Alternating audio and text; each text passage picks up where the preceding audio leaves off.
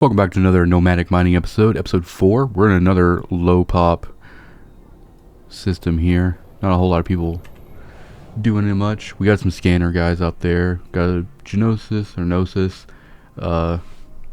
Some buzzards out there. And we still have a station over here with the market. So we can kind of continue on with that strategy. You want to get these lasers on. Get this mining underway. Now, whenever I was planning this series, I had a few ideas of like kind of what ship configuration I kind of wanted to, experiment with going through. I did kind of settle on the Prospect, as I've discussed in prior episodes, but I've even thought about even just taking a Porpoise and just drone mining throughout HiSec and kind of just traveling and drone mining and compressing that ore as we go. That's not a bad option still. It's kind of still on the table, mainly because we then don't have to necessarily worry about there being a station with a market with buy ores that we can sell to. We can kind of compress that ore as we go and eventually sell it off when we get a good amount. Now, the other option we can do too is we can actually modify this Prospect and do it in a way where we don't necessarily need rigs. So what we would do is essentially we would tear down this Prospect after every system, throw it into the fleet hangar of the Porpoise, and then travel and put all the ore obviously into the Porpoise, get it compressed, and then travel to the next system. And then kind of thinking about it like in a pop-up kind of mining situation where we'd get to the new system, we'd dock in the station, take all the stuff out of the fleet hangar, put the Prospect together, and then go out and do our mining. We're not spending a whole lot of time in each system. Like I said, 5 to 7 minutes of mining is enough to count towards our goal here. So I'm not really sure if the series kind of progresses to a point where we stay in systems longer, and it can kind of make sense to use like a pop-up kind of mining setup like that with a Porpoise and stuff, then that would be perfectly fine. The other thing too is we can also do that same idea even with the skiff. It'd be a lot easier to actually get good yield on a skiff without rigs, and it would all still fit in the fleet hangar and all of that.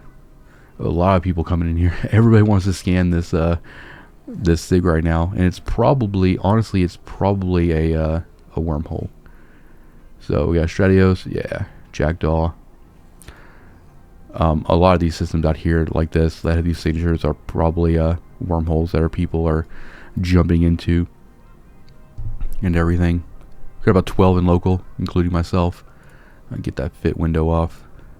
Still kind of going after Veldspars because it's going to kind of be our thing as we're kind of moving through. When we eventually get to systems that have rare ores, then we'll definitely be going after that stuff. That'll just give our wallet a nice little boost. I'm just going to give you guys a little wallet. We got 3.2 million right now after the earnings from last episode. So I'm hoping we'll be at 4.3 or so after this one. Kind of really depends. We got a few more cycles left to go. It probably wouldn't take very long to actually. We could probably stay in the system for like a couple of more minutes and fill up completely. But I'm really kind of trying to make sure that I've got a good format, a good kind of strategy for trying to hit as many systems as fast as possible, just to kind of get ourselves in and away from JITA for the most part, and kind of just start traveling into different zones.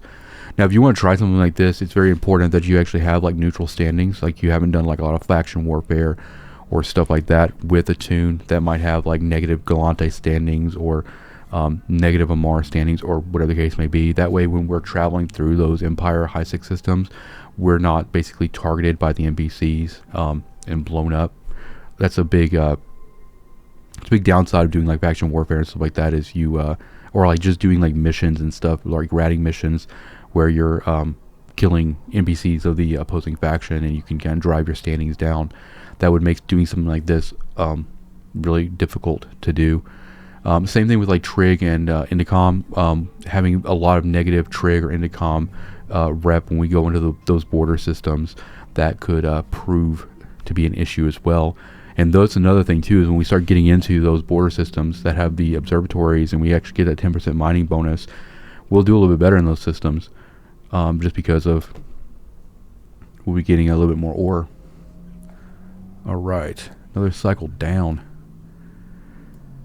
But I just I can't even talk about the prospect more. I mean, it's just like one of the really good ships to kind of do this kind of thing in, and I just really like the covert ops cloak. It's one of those utility pieces that, you know, if like when we get into low sec and stuff, if we see something on D-scan, we can like just kind of kill our lasers and then just cloak up here and then just take off.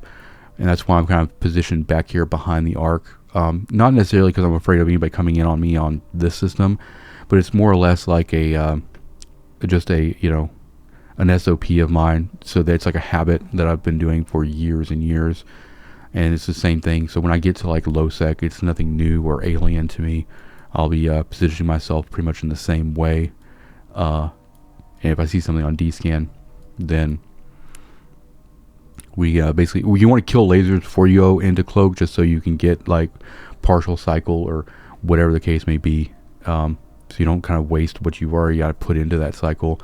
So usually in low sec, I'd probably drag the cloak up here to the F3 position, so my fingers would basically be over the keys F1 through F3. So if I see something on D-scan, which I'm hitting V, I'd be hitting V with my thumb basically, and if I saw anything on D-scan, I would immediately hit F1, F2, and then F3, just 1, 2, 3, and that would allow me to cut cycles, cloak, and be good to go.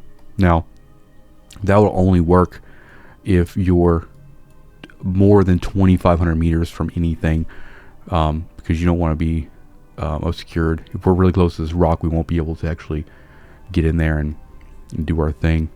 So let's go and bring our structure browser back up. We're going to go and cut this cycle actually early, just so we don't run too close on time, and then we'll go ahead and get into station here and get this stuff sold, and then that will be another system in the bag.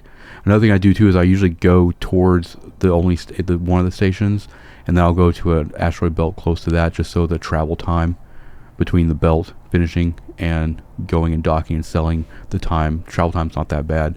Now this one, we're trying not to dock in like, you know, a player owned structures, just because we don't want to worry about making sure we can dock or anything. So NPCs are good to go and everything.